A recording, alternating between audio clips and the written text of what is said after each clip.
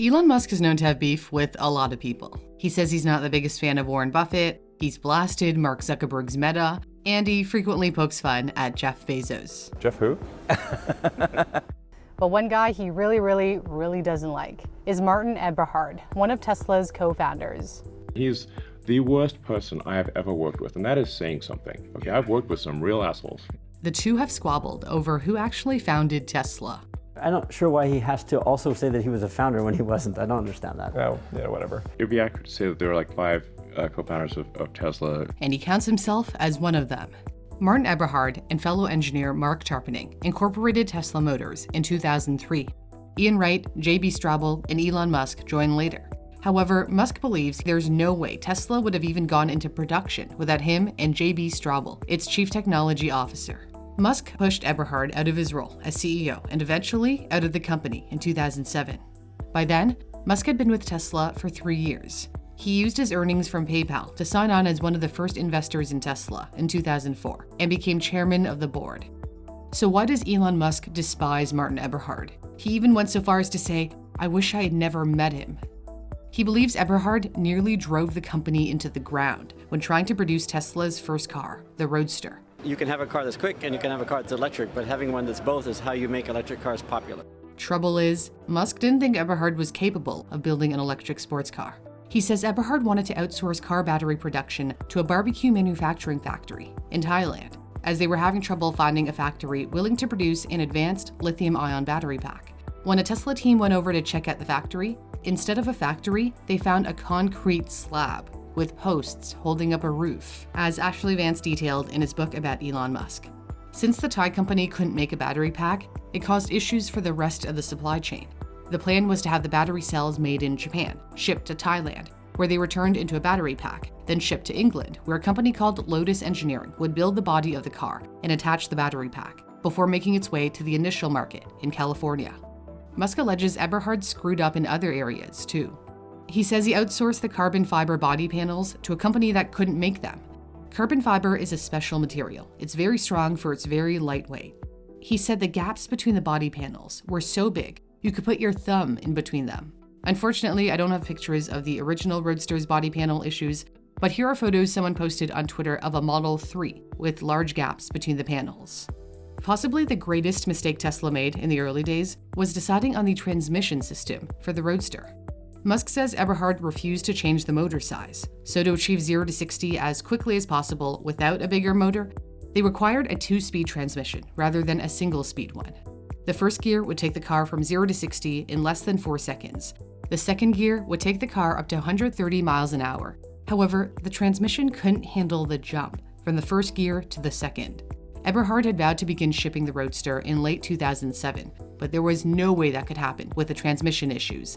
Actually, the original plan was to deliver the car in 2006. In the end, production for the Roadster didn't begin until the fall of 2008. Eberhard has responded to Musk's criticism. In a message to me, he wrote, "That is of course ridiculous. Sure, we were over budget and behind schedule, which successful startup companies were not." He went on to say, "Since I left Tesla 14 years ago, which of Tesla's cars has been on schedule or on budget? How is that Cybertruck going?" In reference to Tesla's futuristic truck. Musk had said it would make it to market by the end of 2021, but has now been delayed until 2023. Musk also accuses Eberhard of intentionally deceiving him about the true cost of the Roadster. When one of Tesla's investors sent its managing director to do an audit, they found that the cost of producing the sports car would be $120,000, well above the selling price of $92,000. Eberhard had said it would cost $65,000 to make. Tesla had already taken deposits from hundreds of customers, promising the car would cost less than $100,000. Enough was enough. And as the Roadster was way over budget and late, Musk got on the phone with Eberhard and told him the board had decided he'd be replaced as CEO, demoting him to the role of President of Technology in mid-2007, while keeping the same $200,000 salary he'd made as CEO. Eberhard was pissed off. And by the year's end, he had left the company altogether. I was voted off the island, and in a rather rude way. Tesla named Michael Marks as interim CEO, followed by permanent CEO Ze'ev Drori, a Silicon Valley semiconductor veteran, before Musk took over the top job in the fall of 2008. Musk may have blamed Eberhard for Tesla's troubles. However, Eberhard has blamed Musk for the Roadster's problems. In this Newsweek article from 2008, Eberhard accused Musk of interfering with the design of the car, demanding changes that were costly and led to delays. These included installing electronic door latches, building a lightweight carbon fiber body, and lowering the door sill by 2 inches. Musk denied that those changes were the cause of the delays and told Fortune magazine he was, quote, too busy trying to fix the bleeping mess he, as an Eberhard, left. In 2009, Eberhard sued Musk, alleging Musk began a pattern of defaming and disparaging him in the media. The lawsuit also states Musk set out to rewrite history by falsely claiming that he was the founder or creator of Tesla Motors. When someone on Twitter pointed out Musk was not the founder, Musk argued founding means more than filing papers to start a company. He says without him, Tesla Motors had no employees, no IP address, no designs, no prototype, literally nothing but a business plan. In its counterclaim against Eberhard, Tesla and Musk dismissed Eberhard's lawsuit as, quote, nothing more than to curb open discourse on matters of importance to the public and to extract money from Tesla. In the end, they agreed to a settlement. Elon Musk, J.B. Straubel, and Ian Wright were allowed to call themselves co-founders alongside Mark Tarpenning and Martin Eberhard. By the way, Eberhard mentioned in his lawsuit that he didn't receive the second Roadster Tesla ever produced, as promised, which Musk sold to a friend. The one he did finally get had been smashed into the back of a truck by an employee during an endurance test, almost completely totaling the vehicle. It was a wreck.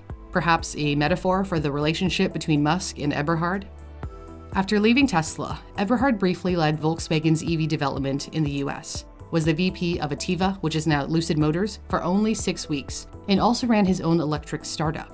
Now, he's enjoying retirement. Well, enjoying it as much as he can, except when Musk brings up his name. I despise Martin Eberhard. Eberhard ended his message to me by saying, I find it strange that Musk feels he must still spend his energy criticizing me when my startup company, with all its flaws, has revolutionized the entire automotive industry and has made Musk the richest man in the world. Thanks for watching. For Newsthink, I'm Cindy Pom.